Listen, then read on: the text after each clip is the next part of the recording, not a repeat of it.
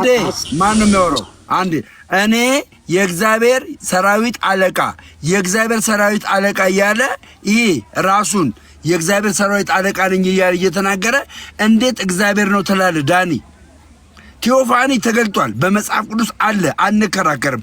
እዚህ ጋር ግን እኔ የእግዚአብሔር ሰራዊት አለቃ ይላል። የእግዚአብሔር ሰራዊት ማን ነው?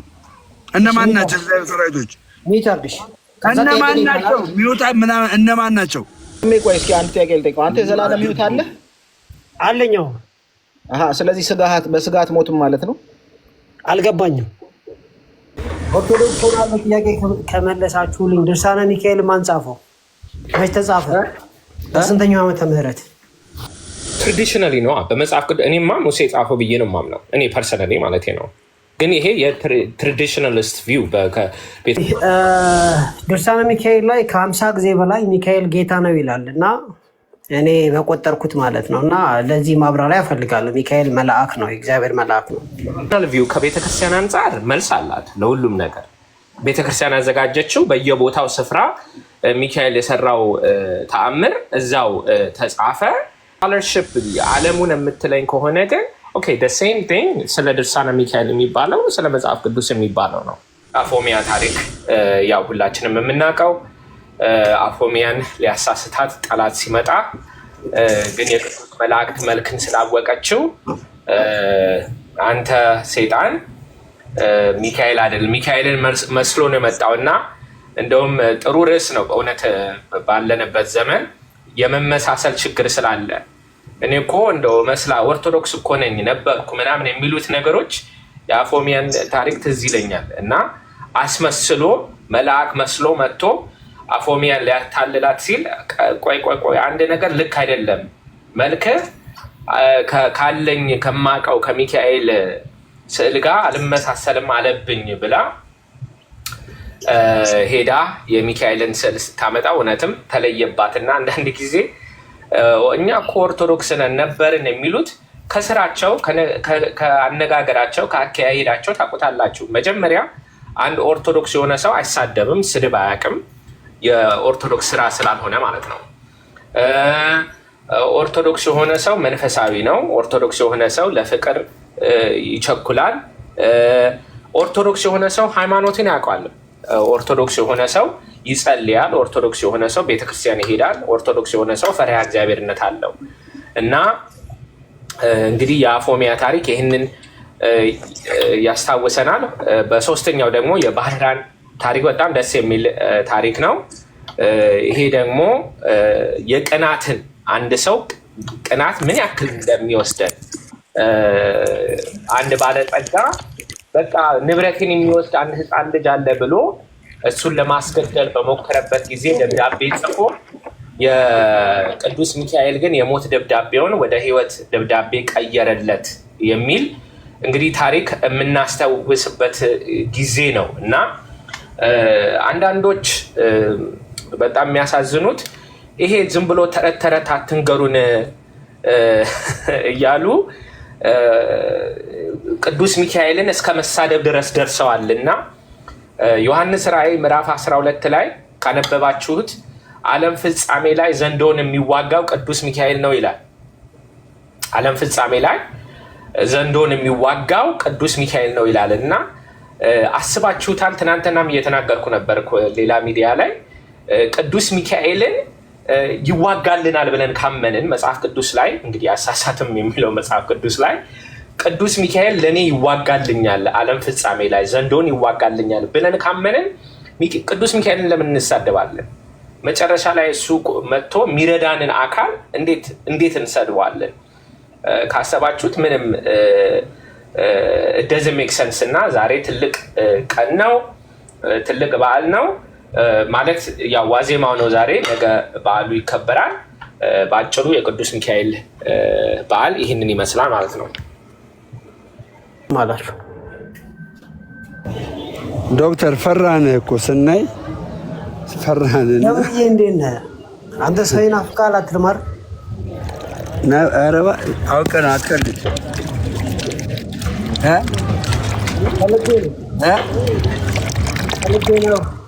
እኔ ምን ዳኒ ለምን ኦርቶዶክስ አትሆንም ግን ዳንዬ? እኔ ኦርቶዶክስ ሆናለሁ። የእውነት ኦርቶዶክስ ሆናለሁ። ጥያቄ ከመለሳችሁልኝ ኦርቶዶክስ ሆናለሁ። ጥያቄ ከመለሳችሁልኝ ድርሳነ ሚካኤል ማን ጻፈው? መች ተጻፈ? በስንተኛው ዓመተ ምህረት? ከመጽሐፍ ቅዱስ ጋር ይስማማሉ? ድርሳነ ሚካኤል ማን ጻፈው? በምን ቋንቋ ተጻፈ? የተጻፈ ማኑስክሪፕት ማስረጃ አላችሁ ወይ? ቆይ አንድ ግልጽ ነገር ልንገርህ። ይህን መልሱልኝና እሺ፣ ለአንተ ግልጽ ነገር ላስቀምጥልና ከዛ በኋላ ወደ እንትኑ እንሄዳለን። ለአንተ አሁን ለዘላለም ሕይወት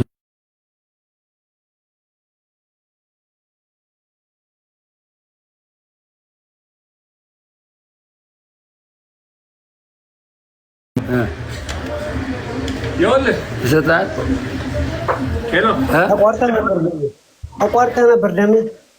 ኦኬ፣ ተቋርጬ ነበር። ተቋርጠህ ነበር። አሁንም የት ነህ?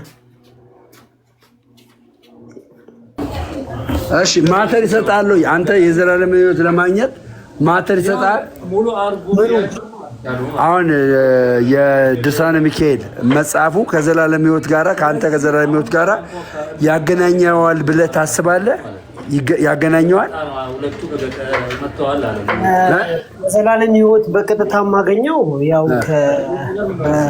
በማመን ነው የሚሆነው። አንዴ ከዛ በኋላ ግን ዝርዝር ለምሳሌ መጽሐፉን ገጽ በገጽ እያየን ከመጽሐፍ ቅዱስ ጋር እየመረመርን የማይጋጭ ከሆነ አልቃወመው፣ ችግር የለውም። ግን ብዙ ጊዜ እንደሚጋጭ አውቃለሁ። አይ ነው ይኸውልህ፣ አዳምጠኝ። እኛ ኦርቶዶክሳውያን መጽሐፍ ቅዱስ የዘላለም ሕይወት የሚያስገኘውን ኢየሱስ ክርስቶስን በደሙ የሆነውን አምነን ተጠምቀን ቅዱስ ቁርባን ወስደን እንደምን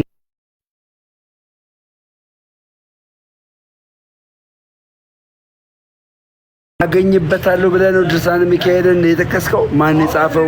በምን ቋንቋ ነው የተጻፈው ብለህ ያልከው? ከምን አንግል ነው ጥያቄውን ልጠይቅ የቻልከው? ከምን አንግል ነው? ኦኬ፣ ድርሳነ ሚካኤል ላይ ከ50 ጊዜ በላይ ሚካኤል ጌታ ነው ይላል እና እኔ በቆጠርኩት ማለት ነው። እና ለዚህ ማብራሪያ እፈልጋለሁ። ሚካኤል መልአክ ነው፣ የእግዚአብሔር መልአክ ነው። ቆይ አሁን ሀሳቦችን ቁንጽር ካደረግ እንወያይበታለን። አሁን ጌታ የሚለው ቃል ትርጉም አለው። የሚካኤል ጌትነት ከክርስቶስ ጌትነት ጋር አንድ ሊሆን አይችልም። ገባ? የጌቶች ጌታ ሲል መጽሐፍ ቅዱስ የነገስታት ንጉሥ ሲል ራእይ ላይ የጌቶች ጌታ ካለ ጌቶች አሉ፣ የእነሱ የጌቶች ደግሞ ጌታ እንዳለ ይናገራል። ይሄኛውን ትርጉም በዚህ ልክ አለ መናገር ያለብህ ማለት ነው። ግን ከዘላለም ሕይወት ማስገኛ አኳያ ለምን ፈለከው? ማን እንደጻፈው?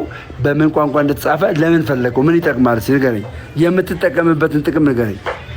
ኦኬ፣ እሺ፣ ጌትነቱ ይቀመጥና መጽሐፉ ትክክለኛ መጽሐፍ ነው ወይ የሚለውንም ማወቅ አለብኝ ማለት ስለ መጽሐፉ ትክክለኝነት ለማወቅ አንተ የምትጠቀመው ነገር ምንድን ነው?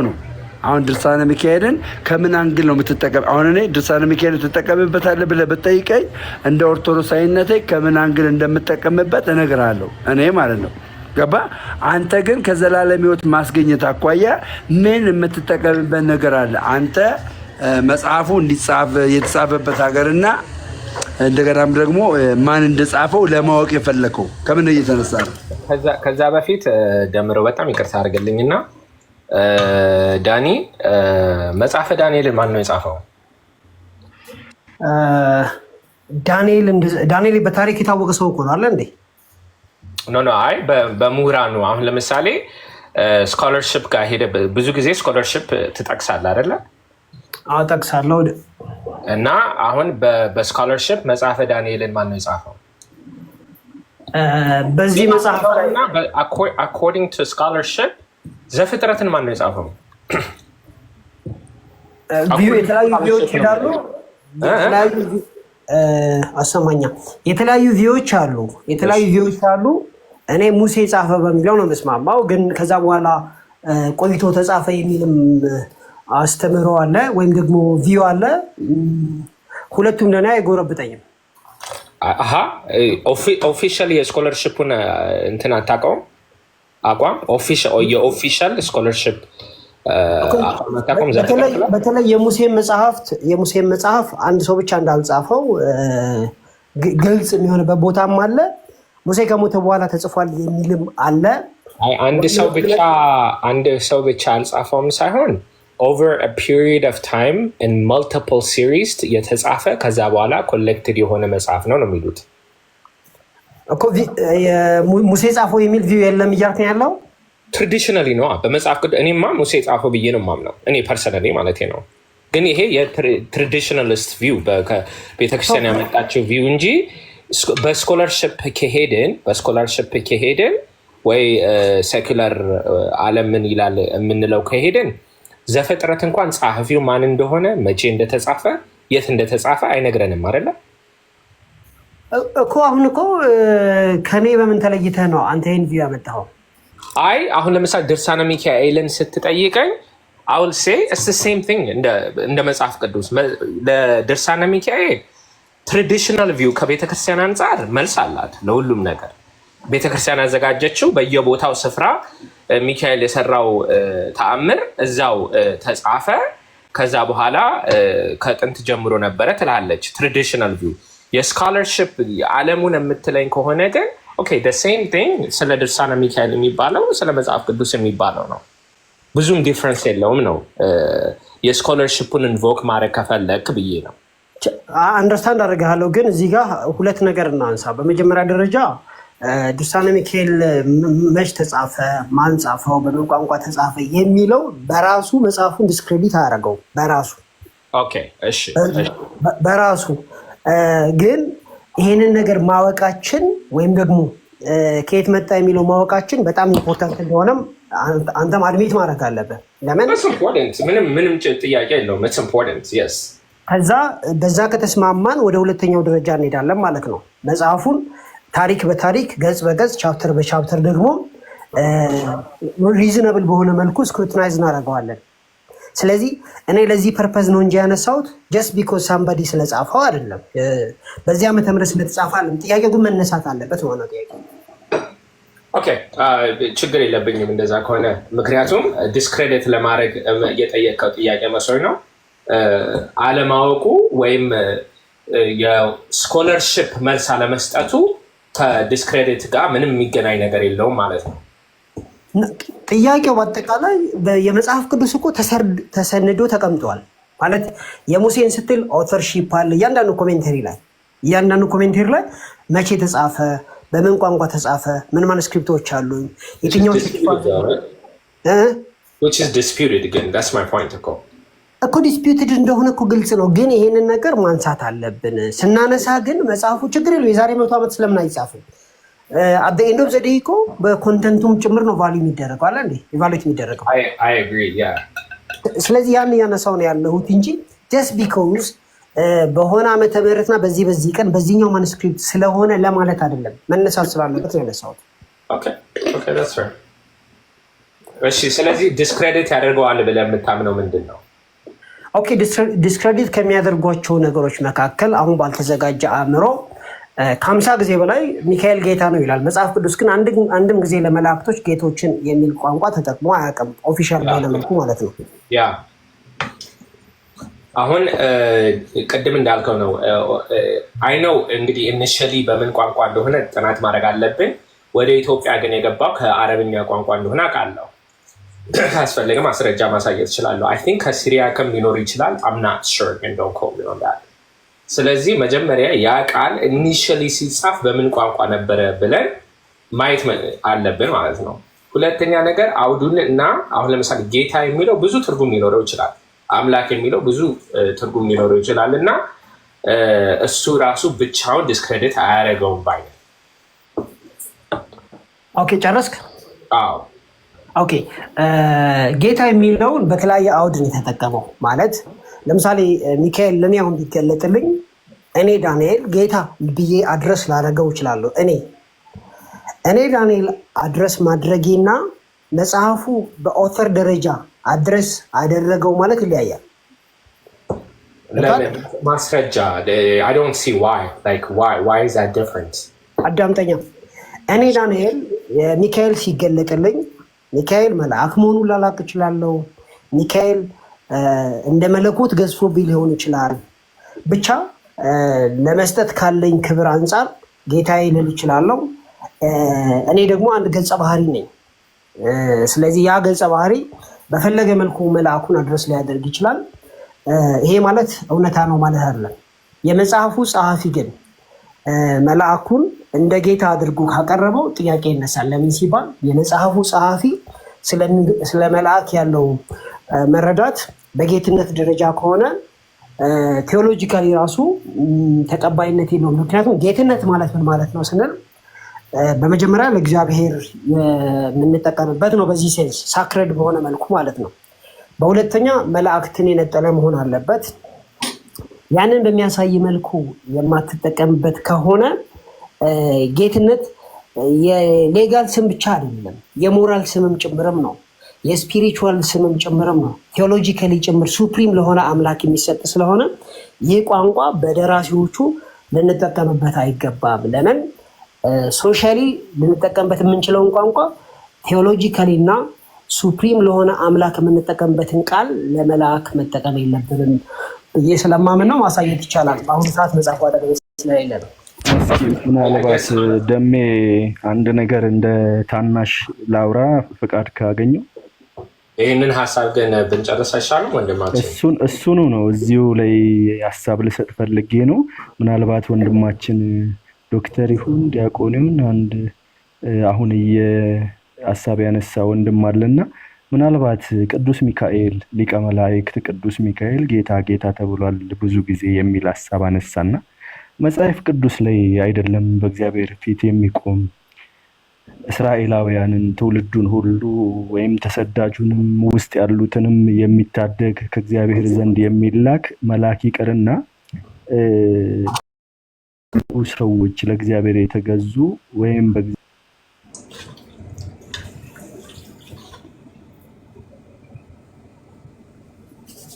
ከኔ ነው ምንም አይሰማም። ሚዩት አድርጎ ነው መሰለኝ፣ ወይም ደግሞ በጣም ይቅርታ። አሁን ይሰማል? አሁን ይሰማል? አሁን ይሰማል። እሺ፣ በጣም ነው ማመሰግነው። አይደለም በጌታ ፊት የሚቆም አይደለም ትውልዱን ሁሉ የሚታደግ ሊቀ መላእክት ቅዱስ ሚካኤል ይቅርና ከሰይጣን ጋር ዘንዶውን ተዋግቶ የጣለው መልአክ ይቅርና ሊረዳቸው የመጣ እነ ቅዱስ ሙሴ በእግዚአብሔር ፊት ንጹሕ ቅዱስ ተብለው ነገር ግን ያው እንበላ ኃጢአት ማንም የኖረ ባይሆንም አንዳንዶቹ በእግዚአብሔር ፊት ንጹሕ የተባሉት እነ ቅዱስ ሚካኤል እነ ቅዱስ ሙሴን ሊረዳ የመጣ ሚካኤል ይቅርና እነ ሙሴ እንኳን አምላክ ተብለው የለም ወይ በፈርዖን ላይ? አንድ ጌታ መባሉስ ምንድነው? ላንተ ወንድሜ ምናልባት ዳን እንግዲህ መመለስ አለብኝ መሰለኝ አይደለም ዴቫ? ቆይ አልጨረስኩም። በጣም ይቅርታ አንተ ብዙ ስትናገር ነበርና ሌላኛው ደግሞ ትልቁ ጌትነት ያስደንቃል ወይ ነው። ጌትነት እኮ የምድር ገዢዎችም ጌታ ተብለው የለም ወይ? ፖለቲካው የሚመሩት ምድር ላይ ያሉት ጌታ ተብለዋል እኮና አንድ እሱ ነው። ሁለተኛ ቅዱስ ሚካኤል ድርሳኑ መቼ ተጻፈ? ማን ጻፈው? ምናምን ይሄ ህይወት ይሰጣሉ። የቅድም ወንድሜ ያክብርልኝና ወንድሜ ደሜ እንደተናገረው ህይወት የሚሰጥ ነው ወይ? እሱን ማወቁ ነው አንድ። ሌላኛውና ቁልፉ በኢትዮጵያ ኦርቶዶክስ ተዋሕዶ ቤተክርስቲያን ስር ወይም ደግሞ በሷ ህግ ትእዛዝ ጌታ በሰጣት መንገድ ለመራመድ የቅዱስ ሚካኤል ድርሳንን መልስ ማግኘት ላንተ መንገድ ይሆናል ወይ ነው። እውነተኛው ትክክለኛ የምትዳኝበት መጽሐፍ ቅዱስ የምትነጋገርበት ቋንቋ እያለ አንድ እሱ ነው። ሌላኛውና ቁልፉ ምናልባት ዛሬ ዋዜማውም ስለሆነ ስለሱ ሲያነሳ ነው ዲያቆን ዳዊት አንተ ይሄንን የገባኸውና ልትመለስ ከፈለክ የመመለሻ 99 በሮችና መንገዶች እያሉ ይሄንን ጥያቄ ማንሳትክ ላንተ የሚሰጥክ ኢፌክት ምንድነው? የቅዱስ ሚካኤል ድርሳን በዘርዓ ያዕቆብ ዘመነ መንግስት እንደተጻፈ አባቶች ይነግሩናል። በዘመነ መንግስት ነው ያልኩት እንጂ በዘርዓ ያዕቆብ አላልኩም።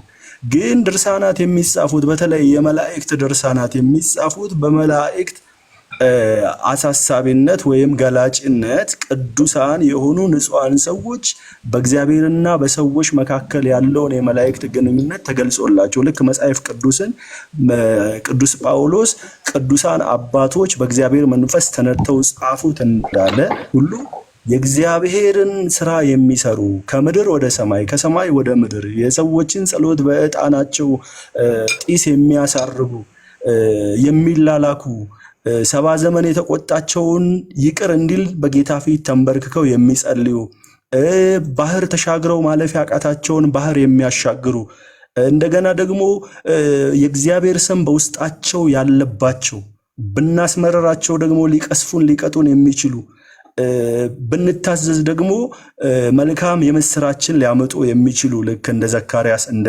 ድንግል ማርያምን እንዳጽናና እንዳበሰረ ዘካርያስን እንደቀጣ ሁሉ ቅዱስ ገብርኤል የመላእክት ስራቸው አንድ እርስ በርሳቸውም ስማቸው ይለያይ እንጂ የሰማይ ወንድማማቾች ስለሆኑ እግዚአብሔር ያከበራቸውን አክብረ እግዚአብሔር የመረጣቸውን መርጠህ እግዚአብሔር ያጸደቃቸውን አጽድቀህ ልትቀበላቸው ሲገባ ባይሆን እነሱ ይመለካሉ አይመለኩም ጥያቄ ነው። ካልተመለኩ ማን ነው የሚመለከው? እግዚአብሔር የመረጣቸው የጠራቸው። አንድ ሁለተኛ እነሱ ነው ወይ ኦርቶዶክስ ተዋሕዶ ቤተክርስቲያን አምላክ ብላ የምትይዘው? እሱ ጥያቄ ሊሆንብህ ይገባል። እሱን መልስ ካገኘክ ተመልሰ ወደ እናት ቤተክርስቲያን መምጣት ሲገባ ማን ጻፈው? መቼ ተጻፈ? ኢት ኢዝ ሂስትሪ ደግሞ ህይወት አይደለም። ባይሆን በቅዱስ ሚካኤል በኩል የተሰራው ስራ የሆነው ሁናቴ የተከናወነው ክንውን መጽሐፍ ቅዱሳዊ ነው አይደለም ወደሚለው ጥያቄ መተን መጽሐፍ ቅዱስን መመርመር የሚገባን ቁልፍ ጉዳይ ነው ያለው። ወንድም አለሜ ይቅርታና እሱ ነው። በጣም አሪፍ ቆንጆ ባለው ሂስቶሪካል ራይቲንግ እንግዲህ መልስለት አጻጻፍ ደረጃ ቆይ አንዴ አጻጻፍ ደረጃ ሁለታችሁ ዳዊትና ዶክተር ዳኒ የጀመራችሁ ነገር አለ። አንተም ስለ ድርሳነ ሚካኤል ማጻፈው መቼ ተጻፈ የሚለውን እንደምትጠይቅ ሁሉ እንደገናም ደግሞ ቅድም እንደጠየቁህ ትንቢተ ዳንኤልንም አብረህ መመለስ አለበት። ልክ ያንን እንደምታውቀው እውቀት ድርሳነ ሚካኤልንም ታውቀዋለህ የሚል ነገር ስላለ ይሄ ረጅም ርቀት የማያስኬድ ውይይት ነው። እኔ የምነግርህ ማለት ነው ረጅም ርቀት የማያስኬድ ነው። መጀመሪያ የእሱ መመለስ አለበት፣ ያንተም ይመለሳልና የሁለታችሁም በተራ ዲባንክ ይደረጋል። ተረጋጉና ጊዜ ስጡኝ።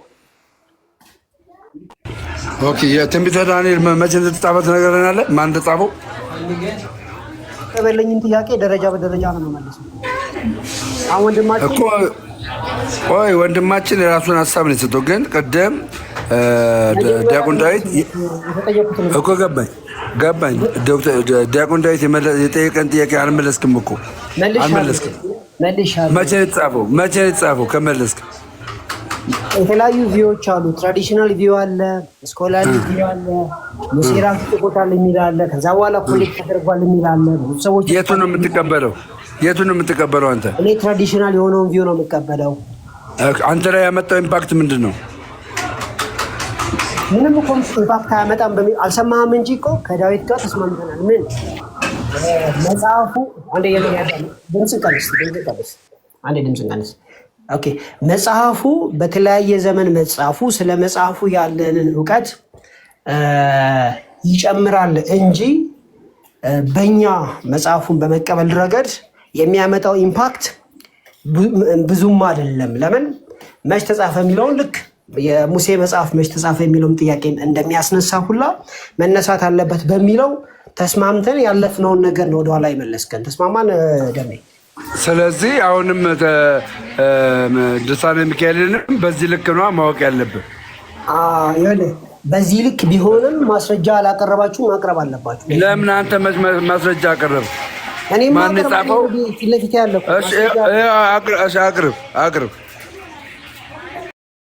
እኔ ጋር እያሳየ ቪዲዮ ክፈትና ገባኝ ቪዲዮ አንዴ ስማኝ።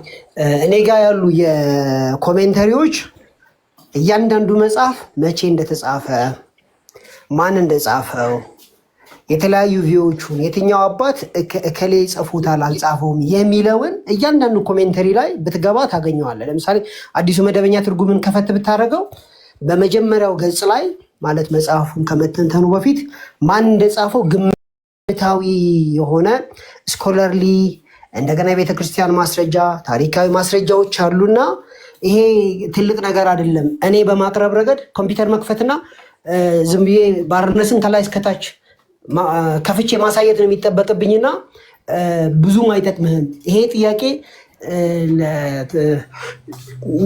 ድርሳነ ሚካኤል መች ተጻፈ የሚለውን ስቲል አይለውጠውም። ነገር ግን ድርሳነ ሚካኤል በዚህ ዓመተ ምህረት ተጻፈ ለምሳሌ በ8ኛው መቶ ክፍለ ዘመን ወይ በ3ኛው ወይም በ13ኛው ተጻፈ ብትሉኝ አንድ ማስረጃ አለ ማለት ነው።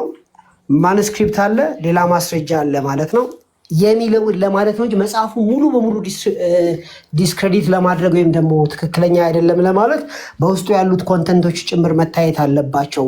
የተጻፈበት ዓመተ ምህረትና ማጻፈው የሚለው ብቻ በቂ አይደለም የሚለውን ተስማምተን ያለፍነው ነው የምልህ። ኦኬ እሱን እኮ ነገር ያለው ከአረብኛ ወደ ግዕዝ እንደተተረጎመ በ14ኛው ክፍለ ዘመን አካባቢ ታሪክ ይመሰክራል። ግን እንድትመልሰልኝ የምፈልገው ከማስረጃ ጋራ ቅድም ምን ብልሃል?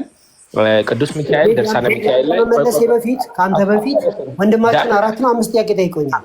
አይ ነው ስለሚያያዝ እኔም ቅድም እኮ ለተናገርከው ነገር መልስ አልሰጠሁም እና እሺ ለማንኛውም ጥያቄ አቅርብና አምላክ ለሚለው ለምሳሌ ቅዱስ ሚካኤል አምላክ ተብሏል ላልከው አምላክ የሚለው ቋንቋ ነው፣ ትርጉም አለው እና ሎጂክሊ ወይም ስክሪፕቸራሊ ኦር whatever you want አንድ ቦታ አንድ ሰው ጌታ ላይክ በንግግር ውስጥ ለምሳሌ አንተ ጌታ ነህ ብለህ ችግር ላይ ኖረው ይችላል።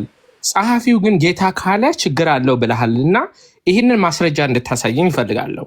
ለምንድን ነው አንድ ታሪኩን የሚጽፍ ሰው ጌታ ብሎ ስለዛ ሰው ከጻፈ ችግር የሚሆንበት? ከማስረጃ ያንተን ቪው አይደለም ይመስለኛል ቴዎሎጂካል ምናምን እንድትለኝ አለ። ከማስረጃ ጋራ አንድ ታሪክ የሚጽፍ አካል ጌታ ካለው ስህተት ነው።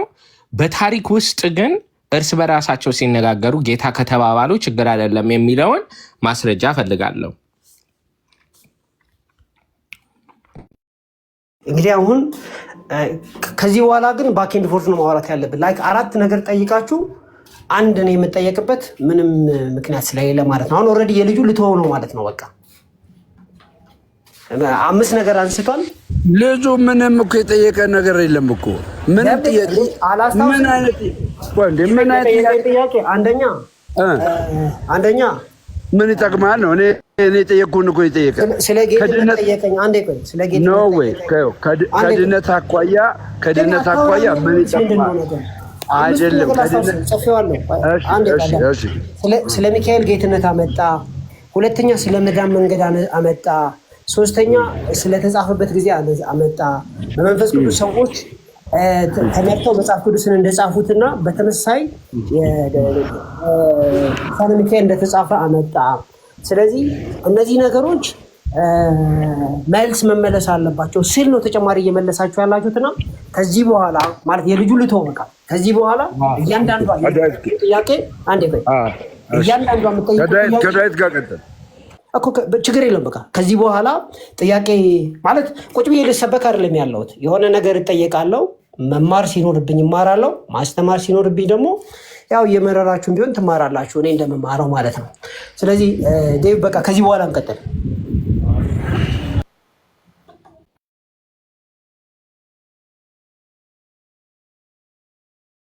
ቀጥል። ዴቭ ያነሳው ጥያቄ ምንድን ነው? እኔ ምን ብያለው?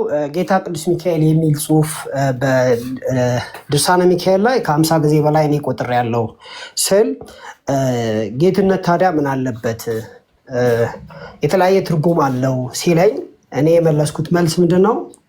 ጌትነት ሶሻሊ እኛ ዴይ ቱ ዴይ ላይፍ ላይ ጌታ የመባባል ነገር አለ። ሰዎች ጌታ ይባላሉ። ስለዚህ ሶሻል ዲፊኒሽኑ አለ።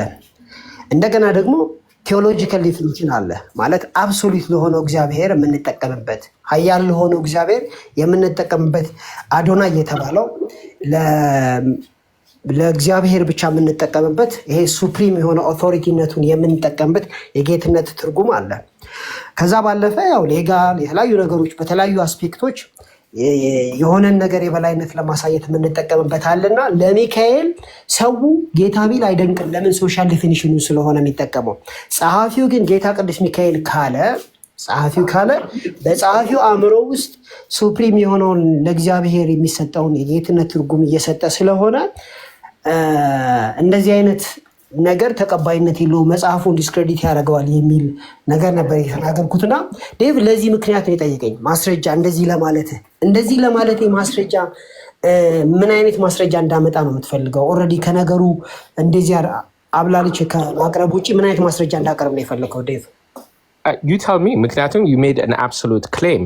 I don't logically ራሱ I'm having a hard time following. ምክንያቱም ጌታ የሚለው ቃሉ ከሆነ ቃሉ ደግሞ ገዢ ማለት ነው በነገራችን ላይ እና አንድ ገዢ አካል ማለት ከሆነ ወይ የአለቃነትን ያመለክታልና ይሄ አለቃ ነው ማለት ከሆነ necessarily ግን አንድ ጸሐፊው ጌታ ካለው ቴዎሎጂካል ችግር ያመጣል የሚለው logically doesn't make sense to me.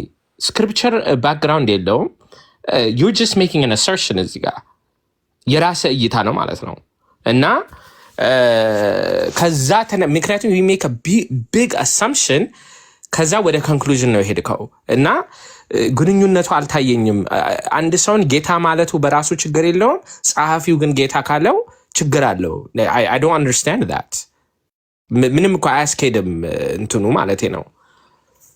ግን የሰራው ቤዚክሊ እዛው ጋር የራሱን ህግ ሰርቶ ከዛ እንደዚህ አይባልም ማለት ነው። ኤግዛክትሊ። ግን አሁን ለምሳሌ ይልቅ የሚያስኬደ ቅዱስ ሚካኤል እንደ አምላክ አሁን ለምሳሌ አምላክን የሚያደርገው ምንድን ነው ስንል መፍጠሩ ነው፣ ፈጣሪ መሆኑ ነው። ወይም 4 ካራክተሪስቲክስ አሉ፣ ኦምኒፕሬዘንት፣ ኦምኒሽንት፣ ኦምኒፖተንት እና ኢተርናል መሆኑ፣ ሁሉን ቻይ፣ ሁሉን አዋቂ፣ ሁሉ ቦታ መገኘቱና ዘላለማዊ መሆኑ። የእነዚህን ኳሊቲዎች ለቅዱስ ሚካኤል ተሰጥቷል የምትለኝ ከሆነ ወይ የመፍጠር ባህሪውን ለቅዱስ ሚካኤል ተሰጥቷል የምትለኝ ከሆነ በዛ እንወያይ።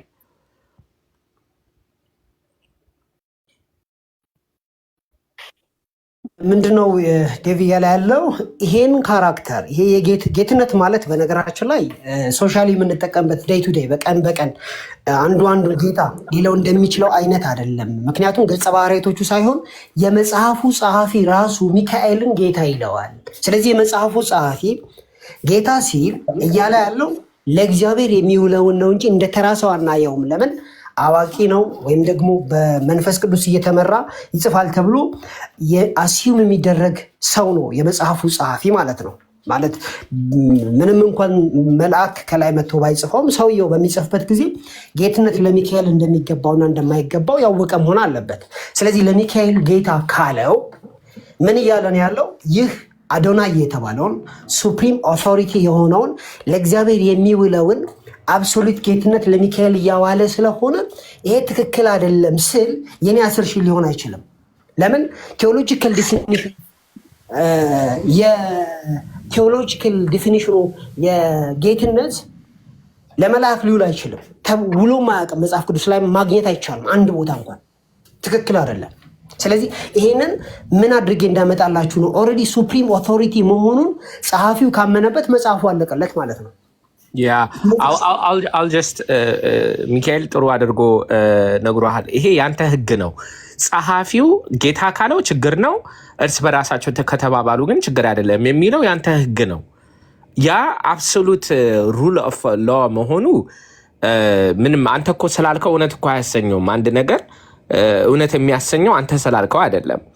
እና ቃሉን ፈልገን ቃል አለ ከተባለ ኦፍኮርስ ቃል ነው። ትርጉሙ ደግሞ ገዢ አለቃ የሚል ሊሆን ይችላል። ኦፍኮርስ ለእግዚአብሔርም የምንጠቀመው ነው። ያ ግን የጸሐፊው ፐርሰፕሽን ይሄ ነው፣ የጸሐፊው እንትን ይሄ ነው ማለት አትችልም። ቢሆን ኖሮ ደግሞ የኔ አርጊመንት ቢሆን ኖሮ ደግሞ ከአውዱ ታውቀዋለህ። ሚካኤል ፈጠረ ይላል፣ ሚካኤል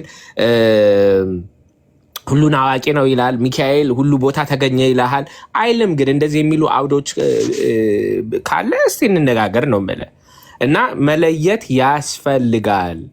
ያስፈልጋል። አንድ ቦታ አምላክ ወይ ጌታ ከተባለ ቀጥታ የጌታን እንትን መሆኑን አንተ አልክ እንጂ ማስረጃ የለህም። why is that an absolute rule of law? መደጋገም እንዳይሆን የመጨረሻ ሀሳቤን ላስቀምጥና ምናልባት ሪስፖንስህን እሰማለሁ። እኔ እያልኩ ያለሁት ለሰዎች ሚካኤልን ጌታ እንዲሉ እየፈቀድኩ አይደለም። ሰዎች ግን እውቀታቸው ሙሉ ስላልሆነ የሆነን ነገር ሲያይ ጌታዬ ሊል ይችላል። የሆነን አንድን አካል መልአክም ሲያይ ጌታዬ ሊል ይችላል። ያ ሰው ነው የተናገረው። ስለዚህ ሶሻሊ እንደሆነ አንደርስታንድ እናደርጋለን። ሶሻሊ የተነገረ ነገር እንደሆነ ማለት ነው። ሶሻሊ ዴይ ቱ ዴይ ላይፍ ላይ ያለ ነገርም ነው። እናት ልጇን የኔ ጌታ ልትል ትችላለች። ባሏን የኔ ጌታ ልትል ትችላለች። ሚስት ባሏ ማለት ነው። ጌትነት በአጠቃላይ በሶሳይቲ ውስጥ አለ። ስለዚህ ድርሳነ ሚካኤል ውስጥ ያሉ ገጸ ባህሪያት ወይም ደግሞ ታሪኩ የተፈጸመባቸው ሰዎች ሚካኤል በሚገለጥላቸው ጊዜ ጌታዬ ሆይ ቢሉ እኔ አይደንቀኝም። ለምን ሲባል አዩት፣ ሞገስ አለው፣ መልአክ ነው። ስለዚህ ጌታዬ ማለታቸው በምን መልኩ እንደሆነ አንደርስታንድ ይደረጋል። ጸሐፊው ግን ጌታ ቅዱስ ሚካኤል ሲል ምን እያለ ነው ያለው? ሶሻሊ እያለ ነው ልትለኝ ነው? አይደለም። ቴዎሎጂካሊ ነው እያለ ያለው። አብሶሉት ሲሆነው ለእግዚአብሔር የሚሰጠውን ሱፐርማሲ አሳልፎ እየሰጠው ነው። ይሄንን ደግሞ ከሚኪ ጋር መስማማት አይጠበቅብኝም፣ ከአንተም ጋር መስማማት አይጠበቅብኝም። ለምን? ጸሐፊው ጸሐፊ ነው። ፕሪሲፖዝ የሚደረገው እንደውም በምን እየተመራ ነው? በመንፈስ ቅዱስ እየተመራ የተጻፈ ነው ብለን ነው የምናስበው። ስለዚህ አድረስ ሊያደርገው አይገባም። ሚካኤል ጌታ ተብሎ በጸሐፊው በስነስርዓት እንዲሁ አሲምፕላዛሴ ጌታ ቅዱስ ሚካኤል ተብሎ ሊጻፍ አይገባም ነው እያልኩ ያለው። መጽሐፍ ቅዱስ ውስጥ እንደዚህ አለ። ኤንጀል ኦፍ ዘ ሎርድ የሚል አለ። ኤንጀል ኦፍ ዘ ሎርድ። ስለዚህ ፕሊዝ አንደርስታንድ አድርጉ። እንደዚህ ተብሎ ደግሞ ለእናንተ ጥያቄ ማስረጃ ማነው ቀድሞ የተጻፈ ነገር ይኖራል ብላችሁ አታስቡ። እሺ እንቀጥል።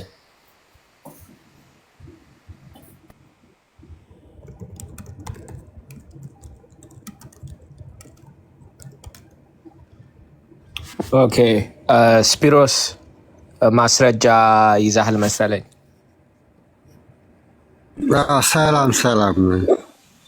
ሰላም ብያለሁ። አይ ዳኒ መጠየቅ የፈለግኩት የሐዋርያት ሥራ ምዕራፍ 16:30 ላይ ሐዋርያ ጳውሎስን የወይኑ ጠባቂ እና ከሱ ጋር የነበረውን ጌቶችን ያለው እና አዲሱ መደበኛ እናንተ ሰዎች ብሎ ነው የጻፈው። ስለዚህ ጌቶች ብሎ ቢጽፍ ኖሮ አምላክ እያደረጋቸው ነበረ እያልክ ነው። ለዚህ ነው ሰዎች ብሎ የጻፈው ሲተረጉም። ለምን በሌላው ትርጉም ጌቶች ነው የሚለው? ይሄንን እንትን ነው እያየው ያለውትና ግሪኩ የሚለው ጌቶች ነው የሚለው። ስለዚህ እነዚህ ሰዎች ጌታ ማለታቸው ችግር የለውም፣ ተራ የታሪኩ ባለቤቶች ሰዎች ናቸው የሚለውን እኮ አስቀመጥኩኝ። ለምን አንደርስታንደብል ነው። አሁን እኔ ጋር ሚካኤል የጻፈው እሱ አይደለማ። ገብቶኛል። የጻፈው እኮ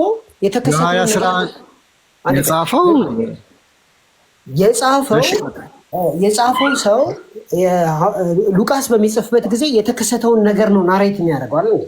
የተከሰተውን ነገር ናሬት አድርጎ በሚያስቀምጥበት ጊዜ እኛ ምን እንላለን? ጸሐፊው እነዚህ ገጸ ባህሪያቶቹ እነዛም እነ ጳውሎስን ጌቶቼ ሆይ እንዳላቸው እንረዳና ሶሻል ትርጉም እንሰጠዋለን። ስለዚህ ጸሐፊው ጌቶች ብሎ ስለጻፈው አምላክ እያደረገ አይደለም አይደል? ሶሻል ትርጉም ነው ያለው። በማህበረሰብ ውስጥ ሰውየውም ጌቶች ናቸው። ሰውየውም ጌታ ሲል እና ሐዋርያ ጳውሎስን አምላክ እያለ አይደለም። ቢያንስ በዚህኛው አውድ ግን ለምንድን ነው አዲሱ መደበኛ ላይ እናንተ ሰዎች ብሎ የተቀየረው? እሺ ቼክ ላድርገው። ሶሪ ተቀይሮ ከሆነ እኔ ግሪኩ ነው ማየት የምፈልገው።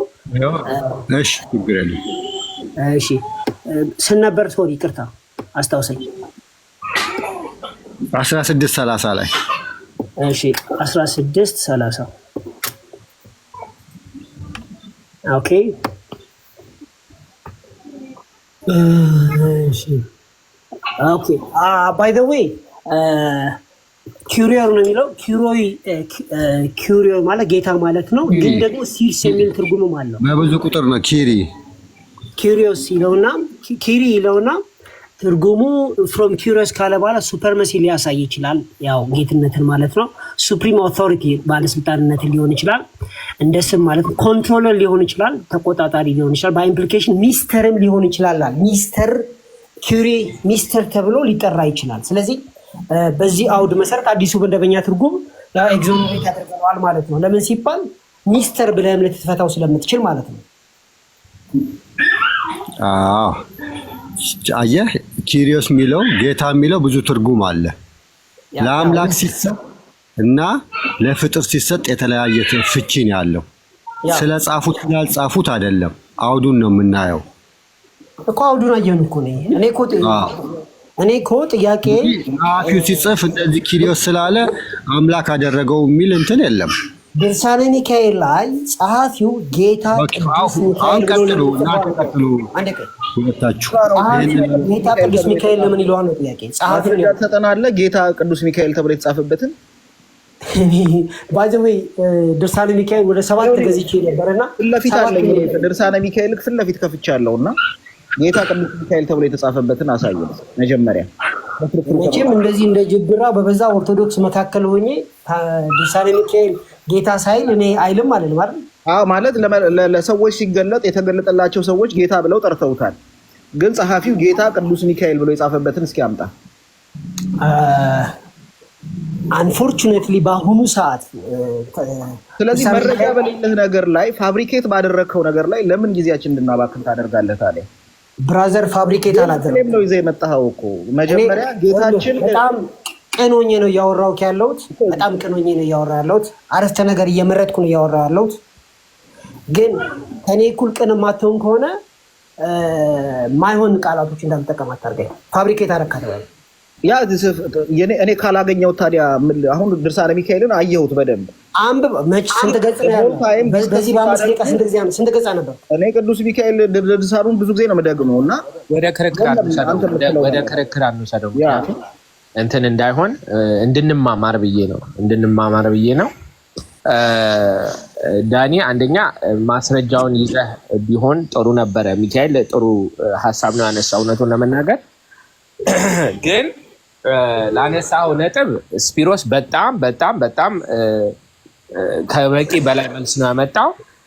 እኔም ራሴ ዝም ብዬ ሰርች ሳደርግ ሐዋርያ ሥራ ምዕራፍ 16 ቁጥር 19 ላይ ምን ይላል? ጌቶችም የተረፋቸው ተስፋ እንደወጣ ባዩ ጊዜ ጳውሎስና ሲላስን ይዘው ወደ ገበያ በሹማምት ፊት ጎተቷቸው ይላል።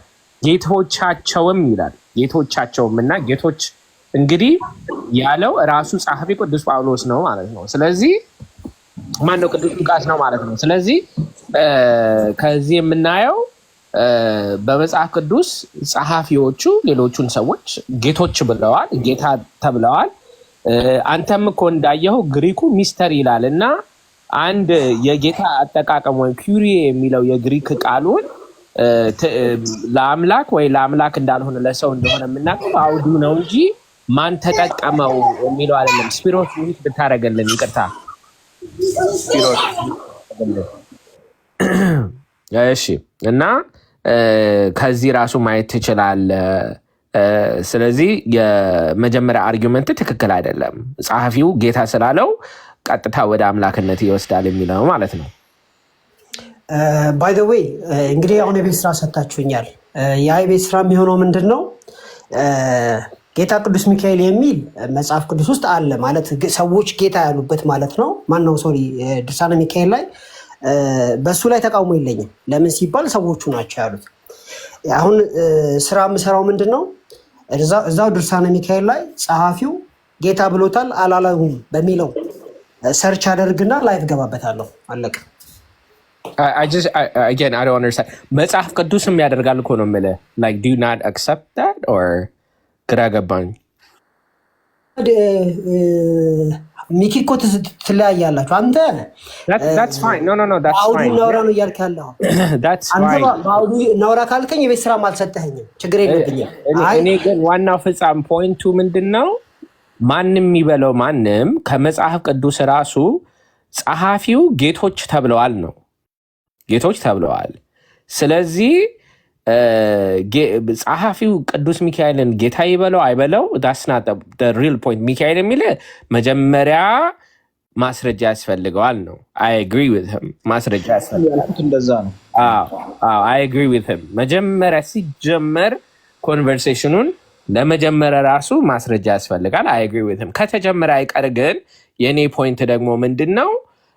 መጽሐፍ ቅዱስ ራሱ ስናነብ ጸሐፊዎቹ የተለያየ ስፍራ ጌቶች ብለዋል። ከመጽሐፍ ቅዱስ ማስረጃ ይሆናል ማለት ነው። ስለዚህ ዩር አሳምፕሽን ጸሐፊው ጌታ ካለ ችግር ነው፣ እርስ በራሳቸው ሲነጋገሩ ጌታ ከተባባሉ ችግር አይደለም የሚለው አሳምፕሽን ያንተ ነው እኮ እያልንህ ነው። ባይ ዘ ዌይ ቆይ ጌትነት የሚለውን ዲፋይን አድርጌልሃለሁ። ምን አይነት ጌትነት ብያለሁ? ሶሻል ጌትነት ብያለሁ።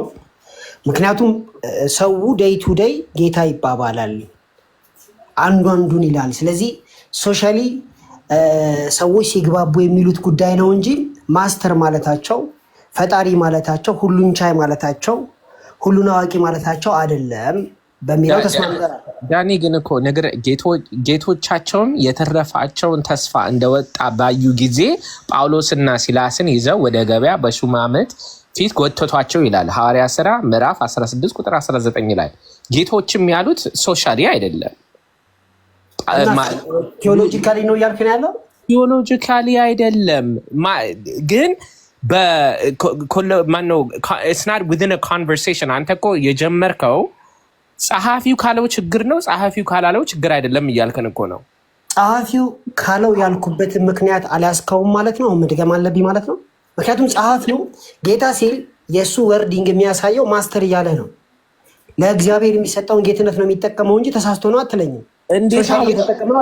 እንዴት አወቅ አንተ? የጸሐፊውን ከአውዱ ውጭ ቃሉን ስለተጠቀመ ብቻ እኮ እያልከን ነው። ቃሉን ከተጠቀመ አውዱን ማየት አለብን ብዬ አለው ደጋግሜ አይደለ? ያለ አውዱ ጌታ ስለተባለ ብቻ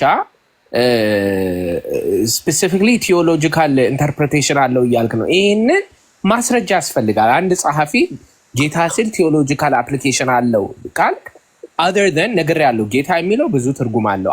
አንደኛው ገዢ ወይም የአውቶሪቲ የሚያመለክት ነው ብያለሁ። ስለዚህ ቅዱስ ሚካኤል ጌታ ቢባል ገዢነቱን አውቶሪቲ መኖሩን ያመለክታል። ስፔሲፊክሊ አምላክ መሆኑን ግን አንተነ ማሳየት ያለብህ ይሄ ማስረጃ ያስፈልጋል ነው። እዚህ ጋር ጌታ የተባለው አምላክ ለማሰኘት ነው ካልክ ዝም ብሎ ቃሉ ስላለ ብቻ ልትለኝ አትችልም። ማስረጃ ያስፈልጋል። እኔ እንደማስበው ጤናማ በሆነ አእምሮ ጸሐፊው አንድ ጊዜ እንኳን ሚካኤልን ጌታ ማለት የለበትም። አንድ ጊዜ እንኳን ሶሻል በለው ምንም ሊል አይችልም፣ አይገባውም። ትክክል አይደለም። ምክንያቱም ጌትነት በመንፈስ ተመርተ ስትጽፈው ለእግዚአብሔር የሚውል ቃል ነው እንጂ ለሆነ መልአክ ወይም ለሆነ ሰው የሚሰጥ አይደለም። ስለዚህ ይህንን አረፍተ ነገር ቀጥልና ደሴም ቲንግ ለቅዱስ ሉቃስ በለው እኮ ነው የምልህ። አሁን ያልከውን ደሴም ቲንግ ለቅዱስ ሉቃስ በለውና እንስማማለን።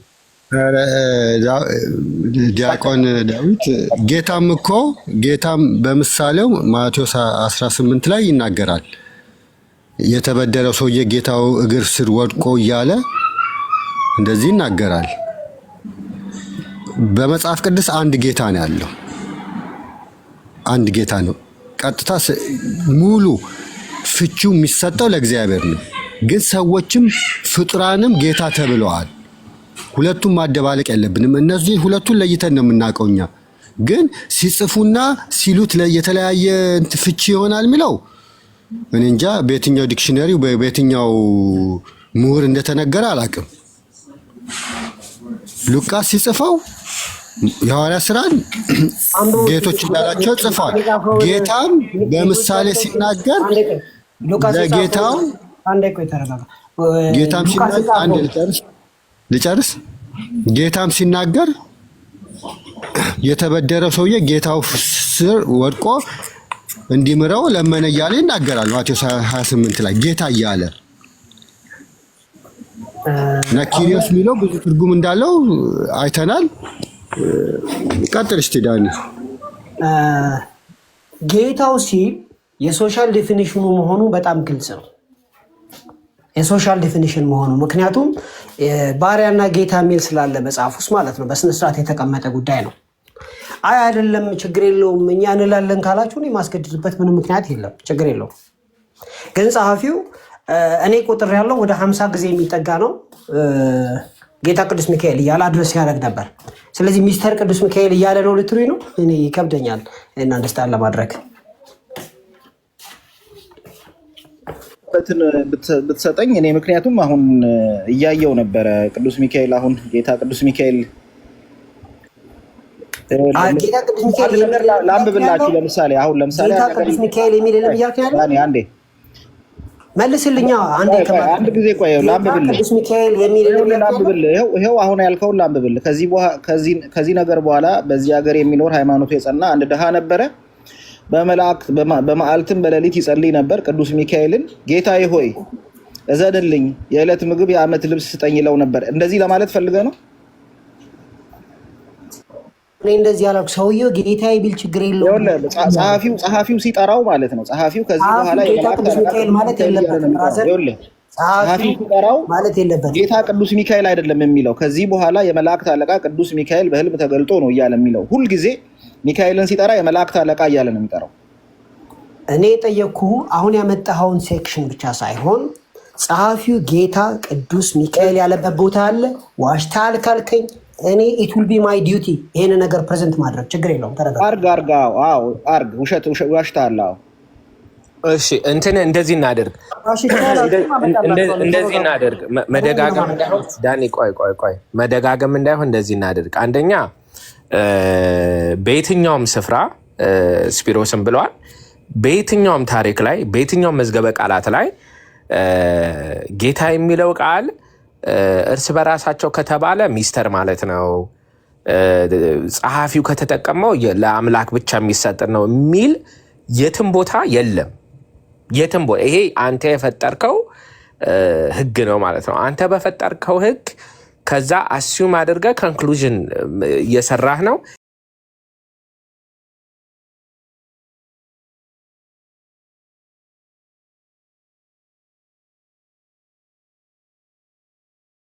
እንጂ ቃሉ ስለተጠቀመ ራሱ ችግር አለው ጤናማ አስተያየት ምናምን ብትለው ይሄ የራስ እይታ ነው። ግን ከዚህ እንለፍና ወደ ሌላ ምናልባት ቶፒኩን ትንሽ ቀየር አድርገን በተናገርከው ሶሻል ጌትነት የለም እያልክ ነው ያለው።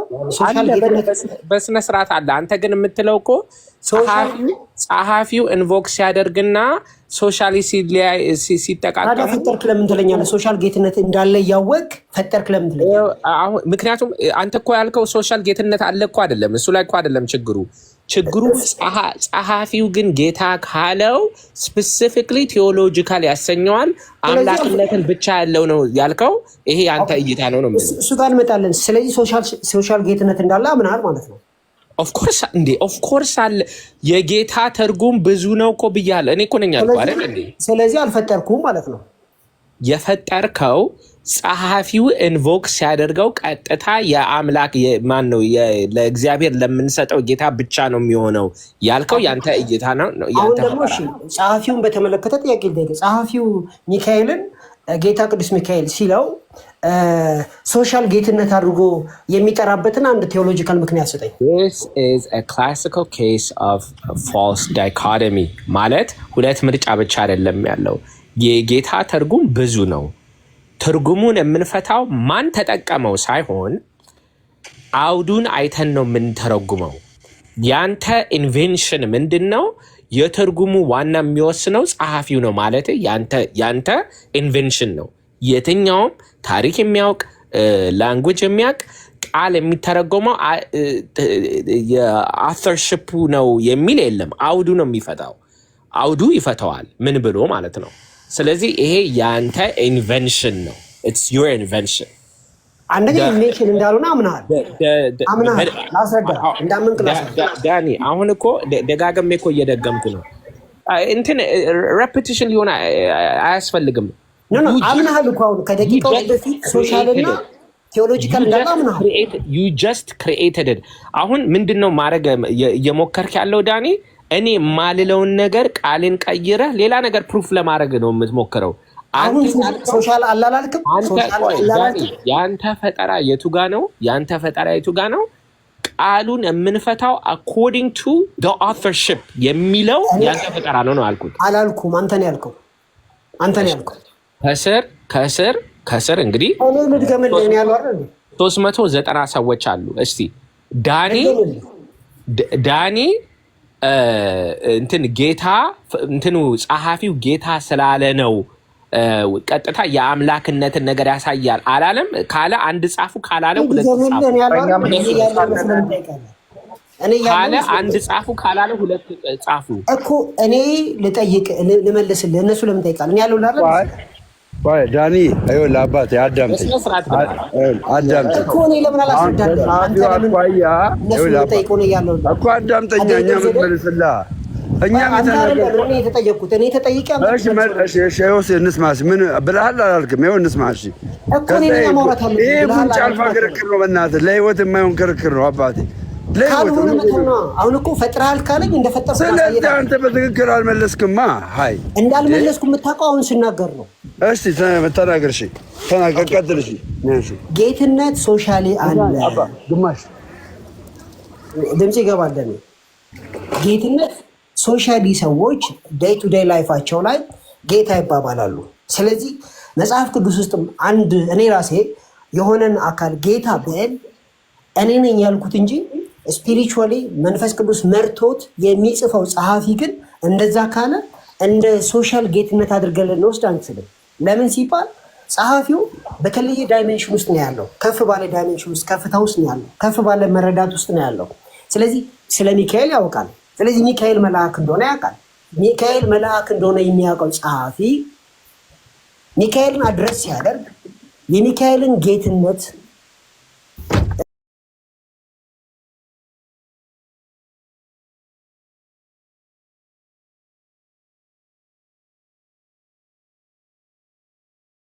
ይችላል። ጸሐፊው ጌታ ስላለው ነው ችግሩ ነው ያንተ አባባል አይደለ? ኤግዛክትሊ። ስለዚህ ጸሐፊው ጌታ ያለው ነው ቃሉ የሚፈታው። በምን ምክንያት አለው? ጌታ ያለው በምን ምክንያት ነው? ይሄ ያንተ ፈጠራ እኮ ነው። ድርስስ የዳኒ አስተምሮ ይሄ አሁን ያልከው የዳኒ አስተምሮ ነው። የትም ቦታ ቀላል እኮ ነው። በጣም አንዳንዴ። ስለዚህ አስረዳኝ። ጸሐፊው ሶሻል ጌትነትን ለሚካኤል የሚሰጥበት ምክንያት አስረዳኝ አንተ። ነገር የጌቶች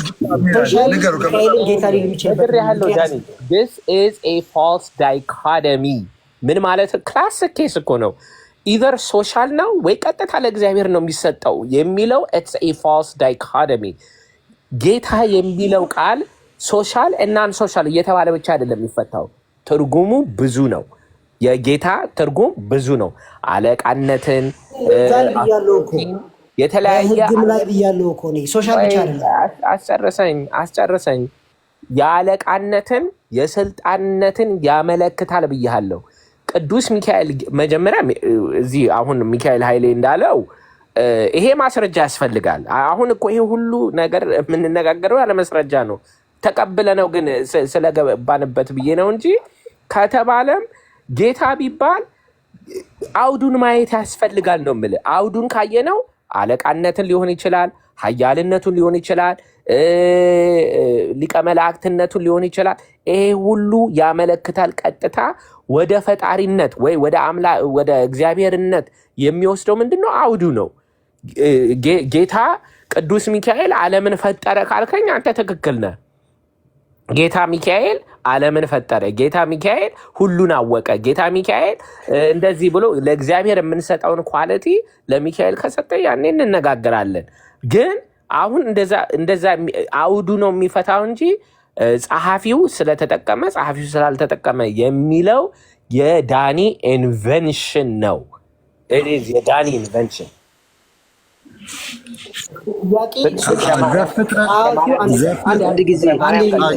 ይቅርታና ዘፍጥረት 19:2 እንዴት ታየዋለህ? ዘፍጥረት 19:2 ዴቭ ለተናገረው ለመልስና ትጠይቃለህ። ዴቭ የጠየቁት ጥያቄ ጸሐፊው ሲጀመር ዳይኮቶሚ አይደለም የሚያደርጉት።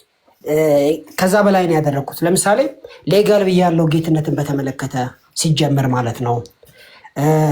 ዴይ ቱ ዴይ ላይፍ ላይ ሶሻልን ብያለው፣ ቴዎሎጂካልን ብያለው። ብዙ ትርጉሞች አሉት እንጂ ዳይኮቶሚ ብቻ አይደለም ያልኩት እኔ፣ ሁለት ብቻ አይደለም ያደረኩት፣ ብዙ ትርጉሞች እንዳሉት አውቃለሁ። ጸሐፊው ግን ሚካኤልን ያውቃል ተብሎ ሰፖዝ ይደረጋል፣ ይታወቃል።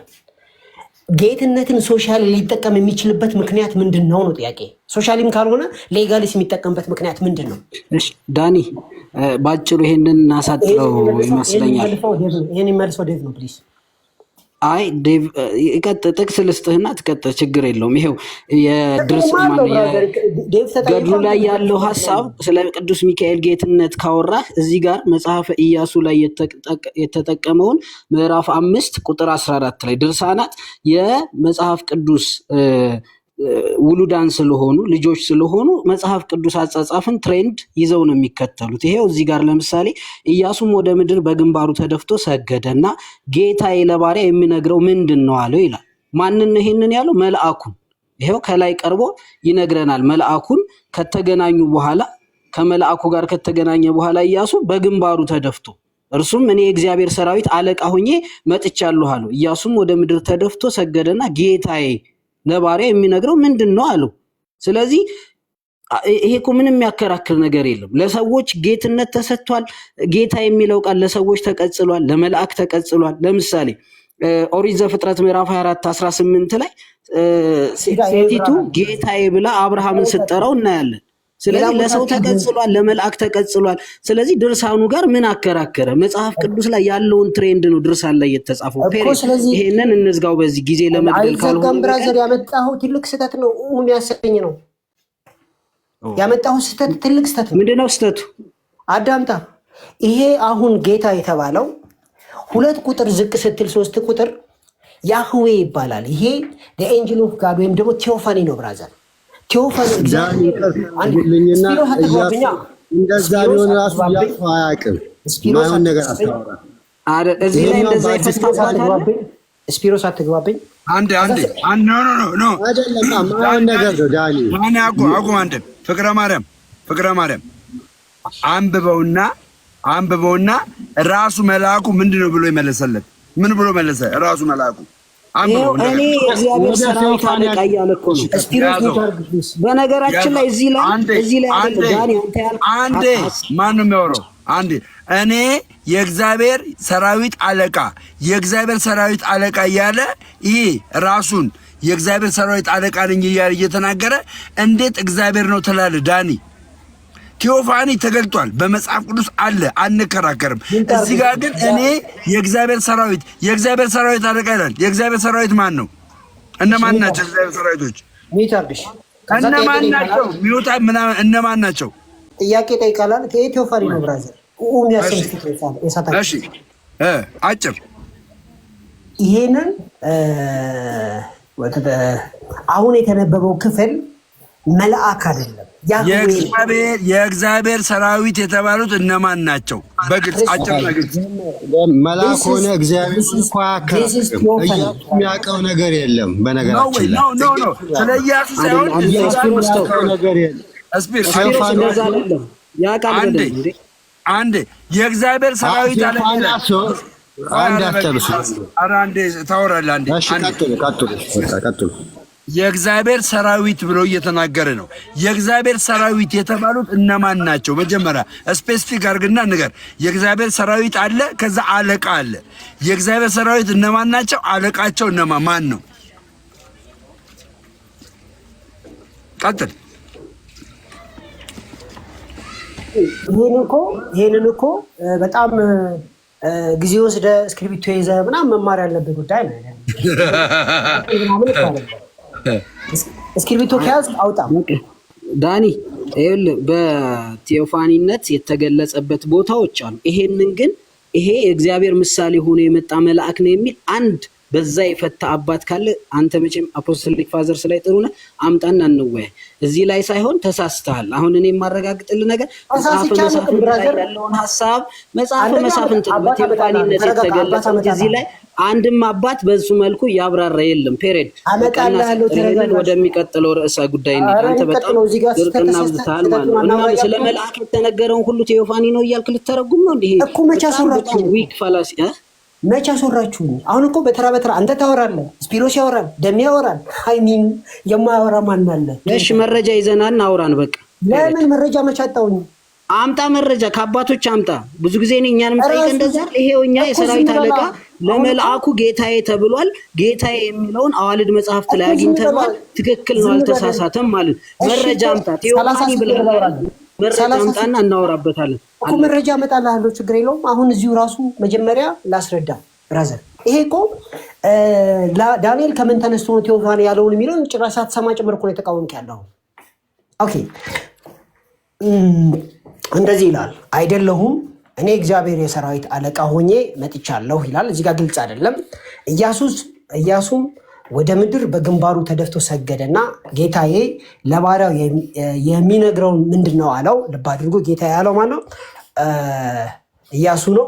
ከዛ ወረድ ከፍ አድርገው፣ ጽሑፉን ከፍ አድርገው እዚሁ እናገኘዋለን። የሚቀጥለው ጋር እርሱም አለቀ። ይሄው ችግር የለውም ብራዘር። ምዕራፍ የገባው እኮ ቅርብ ጊዜ ነው። በፊት መጽሐፉ በቀጥታ ነው የተጻፈውና እንቀጥል። የእግዚአብሔርም ሰራዊት አለቃ ኢያሱን አንተ የቆምክበት ስፍራ የተቀደሰ ነውና ጫማህን ከእግርህ አውልቅ አለው። ኢያሱም እንዲሁ አደረገ ይላል። ከፍ አድርገው ይቀጥለው። እሺ ልቀጥልልህ። ምን ልታገኝ? እሺ ከዛ አንድ ቁጥር ኢያሪኮም ከእስራኤል ልጆች የተነሳ ፈጽማ ተዘግታ ነበር፣ ወደ እርሷም የሚገባና ከእርሷም የሚወጣ አልነበረም። እግዚአብሔርም ይላል፣ የእግዚአብሔር መልአክ አይልም፣ መልሶ እግዚአብሔር ነው የሚለው። ቴዎፋኒ ስንል በምክንያት ነው። እግዚአብሔርም ኢየሱስን አለው ነው የሚለው። ማነው ሰው? ኢያሱን አለው። ተመልከት፣ ኢያሪኮና ንጉሥ አሁን ማለት ነው። እንግዲህ ያው እግዚአብሔር ተብላችሁ ኧረ ዳኒ ይህን ከአንተ አልጠብቅም በእውነት እግዚአብሔር በሚያውቀው ይህን ከአንተ አልጠብቅም። አንድ ቁጥር አንብቦ ደሜ በጌታ በኢየሱስ ይቅርታ አድርጉልኝና ቴዎፋኒ በአዲስ ኪዳን መነጽር ነው ቴዎፋኒ ብለን የምንፈታውና ቴዎፋኒ እንኳን ቢሆን ኢያሱ አያውቅም። ለምን? እግዚአብሔር አልተገለጠም። እግዚአብሔር እንዳልተገለጠ ነው የሚያውቁት። እግዚአብሔርን ያየ ማንም የለም ይላል። ዳኒን ግን ወደ ግልጽ ወደ ሆነ እንትን ልውሰድና እንግዲህ እሱንም ቴዎፋኒ ነው ካልክ ጥሩ። ዘፍጥረት 19:2 ላይ ሎጥ ስፒሮስ ትሻል ነበር። ቴዎፋኒነቱን አመንክ አላመንክም? እሱን ቴዎፋኒ ሆነም አልሆነም የሚሰግደው ጌታ የሚለው ሰው አያውቅም። እድል ፈጣሪ መስጠት አለብን። እዚህ ጋር ግን ኢያሱ ጋር ሚካኤል የተገለጠው የሰራዊት አለቃ ሚካኤል ነው። ቴንኪው። እዛኛው ቁጥር 25 መጽሐፉን ማሳያለሁ። ቁጥር 25 ላይ ደግሞ ራሱ እግዚአብሔር የተገለጠው ቁጥር 25 ላይ በኋላ እንትን ይላል ራሱ እግዚአብሔር የተገለጠው። ያው እግዚአብሔር በመላእክቶቹ እንትን ነው የሚናገረውና እነሱ ሲናገሩ ያው እግዚአብሔር እንትን ተገለጠ ይላሉ ይባላል። በቴዎፋኒም አለ በመላእክት ሳይሆን ያው በሚታይ ሆኖ የተገለጠበት ራሱ ወልድ አለ ቴዎፋኒ። ችግሩ ምንድን ነው? ቴዎፋኒ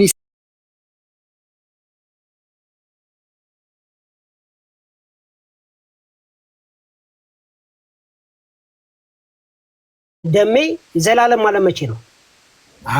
ዘላለም ማለት ይሄ ስጋችን ፍለሻችን ዘላለማዊ አይደለም። ዘላለማዊነታችን የሚረጋገጠው መንፈሳችን ነው። ለምን? በመንፈሳችን ሕያው ስለሆንን መንፈሳችን ስለማይሞት ገባ። አሁን ላይ ሆኜ ሕያው የሆነው መንፈሴ በክርስቶስ ኢየሱስ ስለዳነ ዘላለም ነው ሞርስ። መቼ ብሞት? አሁን ብሞት። ነገን ደግሞ አላውቀውም። ለምን? ነገ ደምሮ ሊክድ ይችላል ኢየሱስ ክርስቶስን። የዘላለም አይደለም ማለት ነው። ደሜ ቆይ እስኪ አንድ ጥያቄ ልጠይቀው። አንተ የዘላለም ህይወት አለ አለኛው? ስለዚህ በስጋት ሞትም ማለት ነው። አልገባኝም። የዘላለም ህይወት ማለት ስጋዬ ይሞታል ነው አይደል? ስጋዬ ይሞታል፣ መንፈሴ ግን ዘላለማዊ ነው። የዘላለም ህይወት ስላለኝ ማለት ነው። ኖ መንፈስማ ዘላለም ነው። ሲኦልም ገብቶ ዘላለም ይኖራል፣ ገነትም ገብቶ ዘላለም ይኖራል። መንፈስህ ዘላለማዊ ነው። ያ አሁን እዚህ ጋር እያወራን ያለ ነው ስለ የእግዚአብሔርን መንግስት ስለመውረስ ነው። የእግዚአብሔርን መንግስት ለመውረስ ደግሞ አሁን አንተ ፕሮሚሱ ነው ያለህ ወይስ በቃ አንተ ገነት ነው የምትገባው ተብለህ ሰርተፍኬቱ ተሰጥቷል? ተሰጥቶኛል። ምክንያቱም ጌታ ራሱ ምን አለ መሰለህ ዳንኤል ጥያቄ ከጠየቅ ዝም በል።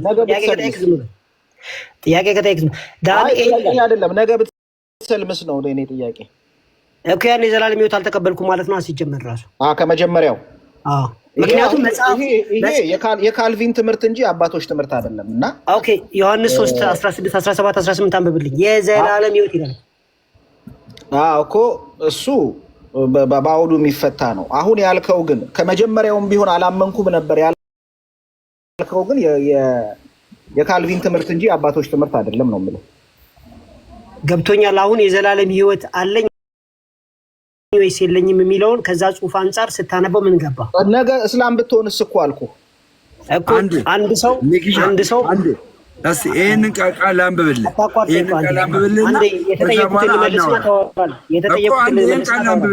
የተጠየቁትን ልመልስ። አሁን አንተ እርግጠኛ ሆነ ገባኝ። ቆይ እርግጠኛ ሆነ ሰርተፊኬት እንደተቀበልክ ድነትህን እንዳረጋገጥክ እየነገርከን ነው። ልክ ነኝ? እየነገርከኝ መጽሐፉ የዘላለም ህይወት አግኝታችኋል ስለሚል የዘላለም ደግሞ መጽሐፍ ደግሞ ድነትን እንደማታረጋግጥ ይነግራል። ወይ አዳምጥኛ። መጽሐፍ ደግሞ ድነትን እንደማታረጋግጥ እየነገረ ነው። መጽሐፍ ቅዱስ ምን ይላል? ጳውሎስ ለፊልጵስዩስ ሰዎች ደብዳቤ ሲጽፍላቸው ምዕራፍ 2 ቁጥር 12 ላይ እንደዚህ የሚል ነገር ነገራቸው። ምን ብለው እንደዚህ ይላል? ስለዚህ ወዳጆቼ ሆይ፣ እነዚህ ወዳጆች የሚላቸው ምን ያሉ ናቸው? የዳኑ ናቸው። ሁልጊዜ እንደታዘዛችሁ በእናንተ ዘንድ በመኖሬ ብቻ ሳይሆን ይልቁንም አሁን ስርቅ ከእናንተ ስርቅ በፍርሃትና በመንቀጥቀጥ የራሳችሁን መዳን ፈጽሙ ይላል። ፈጽሙ የሚለው ነገር ሂደት ያለው ነገር ነው። እየፈጸምክ ነው አንተ ወይስ ፈጽመህ ጨርሳል? እኮ እየፈጸምኩ ነው። ህይወቱ ግን የዘላለም ነው። ጨርሻለሁ። በቃ ቀጥል ሚኪ። እየፈጸመ ነው። ሚኪ አይደለም የሚናገረው፣ እኔ ነኝ የምናገረው። መጽሐፉ የሚለው ሚኪ ስማ፣ መጽሐፉ የሚለው እስከ ነገ ህይወት ሳይሆን ለሚቀጥለው 1 ወር ሳይሆን የዘላለም ህይወት ስለሚል እኔ ደግሞ የዘላለም ህይወት አለኝ ሲባል አሜን ብዬ እቀበላለሁ እኮ። ፕሮሚሱ ነው ያለ እና ፕሮሚስ የገባው እኮ የሆነ የድር አለቃ አይደለም እግዚአብሔር እኮ። ፕሮሚሱ ፕሮሚስ ማለት ባይዘው እኔ አሁን ትዳር ስትገባ ፕሮሚስ የባልና የሚስት ነው ፕሮሚሱ። አንተ በእግዚአብሔርና በአንተ መካከል ፕሮሚስ አለ። እግዚአብሔር ፕሮሚሱን ይክዳል አንልም። አንተ ግን ልትክድ ትችላለህ። የምትሰልመው አንተ እንጂ በእግዚአብሔር ከዛ በኩል ኪዳኑን ትቶ አይደለም። አንተ ኪዳኑን አፍርሰህ ስትወጣ መዳንንም ማብረታታለህ ነው እያልን ያለ ነው። ስለዚህ በመፍራትና በመንቀጥቀጥ መዳንህን ትፈጽማለህ እስከ መጨረሻው የጸና እሱ ይድናል ነው የሚለው። ይኸውልህ እኔ እያልኩ ያለሁት የተጻፈልኝ የዘላለም ህይወት ስለሚል እኔ ዳንኤል የዘላለም ህይወት አለ የእስከ ነገ ህይወት አይደለም ብራለ እኮ። እሱን እኮ ማንም አልካደም። የእግዚአብሔር የምትፈጽመው ምንድን ነው ታዲያ? ቆይ አንዴ ሚኪሻ አይደለም እየፈጸምኩ ነው አለ። ፈጽሞ እኮ አልጨረሰም። እየፈጸምክ ያለኸው የዘላለም ህይወት ለመውረስ ነው ወይስ ምን ለማድረግ ነው እየፈጸምከው ያለኸው? ስለወረስኩኝ ነው። ስለወረስኩኝ በጌታ ስም። ባትፈጽምስ? አልገባኝም። እየፈጸምክ ያለው የወረስከውን ነው የምትፈጽመው? እየፈጸምክ ያለው የወረስከውን ነው ስለፈጸምክ እግዚአብሔር ስቀበለው ስለፈጸምክ ትወርሳለህ ሳይሆን የሚያምኑ ሁሉ የዘላለም እንዲያገኙ ኢየሱስ ክርስቶስ ሞተ። ተረጋጋ። ቆይ ውሃ እየጠጣስ ውሃ ለምን እዛ መኪና ውስጥ አይደል? አዳምጠኝ። ይኸውልህ ዳንዬ፣ አንተን ማዳመጥ ያለብህ መዳንን ፈጽሙ አለ። መዳንን ፈጽሙ ካለ አንተ እየፈጸምኩ ነው አልከኝ። ምንን? መዳንን እየፈጸምኩ ነው ካልከኝ ሰርተፊኬቱ ያለቀ ሰርተፊኬት እጅ ላይ አልገባም ማለት ነው። አይ ገብቷል። ተረጋጋ። ምክንያቱም የዘላለም ማለት የእስከ ነገ እየፈጸምክ ያለው ድነት የለም ማለት ነው። የዘላለም ማለት የእስከ ነገ ማለት አይደለም፣ የአሁን ነው። የዘላለም ጋር እየፈጸምክ ያለው ድነት የለም። ካልቪኒስት ነህ ማለት ነው። መጽሐፉ ነው እንቅደደው። እሺ ዳንኤል የዘላለም ደሜ አንድ ጥያቄ ለዳኒ ነበረኝ። እስቲ ዳኒዬ እስራኤላውያኖች ከግብጽ ሲወጡ እስራኤል ትገባላችሁ ተብለው በምድረ በዳ ይቀሩ አሉ አይደለ? አሁን ጉዟችን እንደዚህ አይነት ድነታችን የሚፈጸመው ስትደርስበት ነው እንጂ አንተ አሁን ድነሃል፣ በቃ ድነሃል። በብሮድካስት እያረክልን ያለው ከመንግስተ ሰማያት ሆነ ነው እዚሁ ምድር ላይ ነው ያለው? መጀመሪያ እሱን ላረጋግጥ። የዘላለም ህይወት ለመኖር መሞት አይጠበቅብሽም። ልክ ጌታን ስታቂ በመንፈስ ቅዱስ ትታተሚያለሽ። የመንፈስ ቅዱስ ማደሪያ ያለሽ። አንዴ ተረጋጊ። ቆይ እየጠጣሽ እሱን አይደለም ጥያቄ። እኔ አልጠየኩም። ቆይ እኔ አልጠየኩም። ለምን ትመልስልኛለህ? በቃ የዘላለም ህይወት ስታገኝ ራስሽን ችለሽ አውሪ። በቃ ኖ ጥያቄው እኮ አይ አልመለስልሽም። ያልጠየኩት መልስልኝ። እኔ ማይኬን ዘጋለሁ። ማይኬን ዘጋለሁ። ዳንዬ አትበሳጭ። ቆይ ምን አልክ መሰለክ? ስትድኑ ምን ታገኛላችሁ አላልኩ። መንፈስ ቅዱስ ተሰጣ። እሱን ተው። እሱ ጋር አይደለም ጥያቄ። ከዳንክ አሁን ድኛለሁ ብለክ ያለው ፍጻሜ የሚያገኘው እዚሁ ምድር ላይ ነው ወይስ መንግስተ ሰማያት መግባት ነው? መጀመሪያ ትመልስልኝ። አሁን እዛ ሚተር ሚት ነው። ኦኬ ኦኬ። እኛ ስንድን አሁን ነው ምንድነው? መጽሐፉ የመዳን ቀን አሁን ዛሬ ነው የሚለው። ስለዚህ የዘላለም ህይወት አሁን አግኝቻለሁ። አሁን ይሄ ያገኘሁት የዘላለም መንፈስ ቅዱስ አትሞኝ፣ በመንፈስ ቅዱስ ሞልቶኝ ቀድሶኝ ለዘላለም ፍጹማን አድርጎኛል። ገና እሱ እንደተቀበልኩ ዕብራውያን 10:14 ማለት ነው። የእግዚአብሔር ጽድቅ አድርጎኛል። ሁለተኛ ቆሮንቶስ 5:21 ማለት ነው። የእግዚአብሔር ልጅ አድርጎኛል። ዮሐንስ 1:11 ማለት ነው። አትግቢ አልተባልሽም። ኦኬ። ከዚህ በኋላ እንዳታቋርጭኝ። ከዚህ በኋላ እንዳታቋርጭኝ። ቀጥይሽ። የመጨረሻ ነው። ከዚህ በኋላ አልመልስልሽም። የምታቋርጭ አይ በቃ አጭር የሚመልስ ሰው ግቡ። አጭር የምትመልሱላት ሰዎች ግቡና መልሱላት።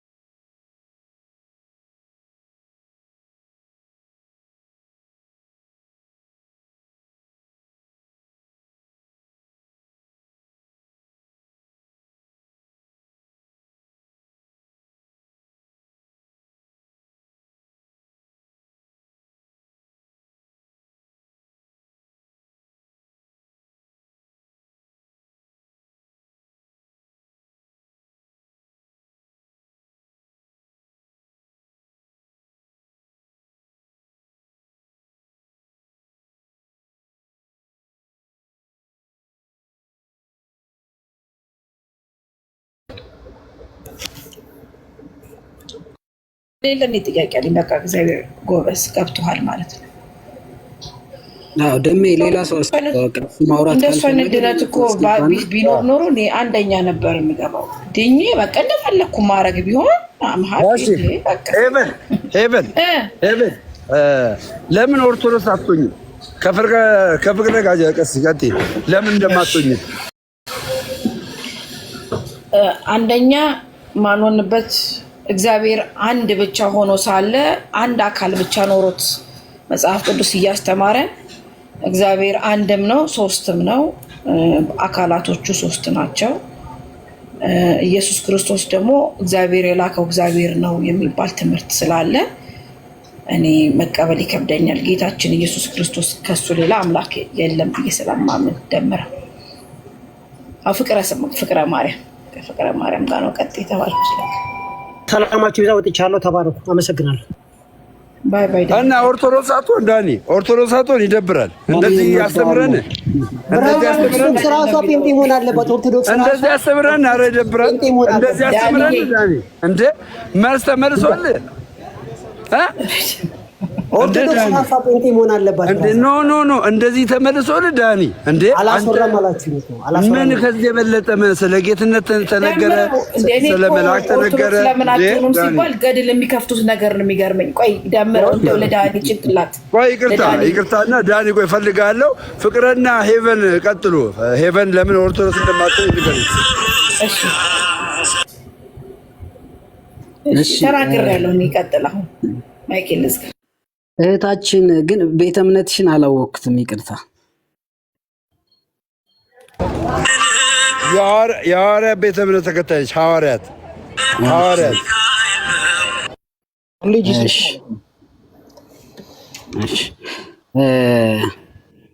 እንደ እህታችን ያው እንግዲህ በሶስትነት አታምኝም አንቺ። እኔ የተወሰኑ የመጽሐፍ ቅዱስ ክፍሎችን ላንሳና እስኪ እነዚህን እንዴት አድርገሽ ትተረጉሚዋለሽ? ለምሳሌ መዝሙረ ዳዊት መዝሙር 33 ወይንም በቅንፍ መዝሙር 32 በቅንፍ 33 ቁጥር 5 ላይ እንዲህ ይላል። በደንብ አዳምጪኝ እህቴ። የእግዚአብሔር ይቅርታው ምድርን ሞላ ይላል። በደንብ አዳምጪኝ። የእግዚአብሔር ይቅርታው ምድርን ሞላ፣ በእግዚአብሔር ቃል ሰማያት ጸኑ፣ ኃይላቸውም ሁሉ በአፉ እስትንፋስ ተከናወነ ይላል። እዚህ ጋር ሶስት ነገሮች ተገልጸዋል። የእግዚአብሔር ይቅርታ የሚል ሐሳብ ቀጠለና በእግዚአብሔር ቃል አለ፣ ቀጠለና የአፉ እስትንፋስ አለ። እነዚህ ሶስት ነገሮች ምንድን ናቸው? በምንድን ነው የምትረጂው?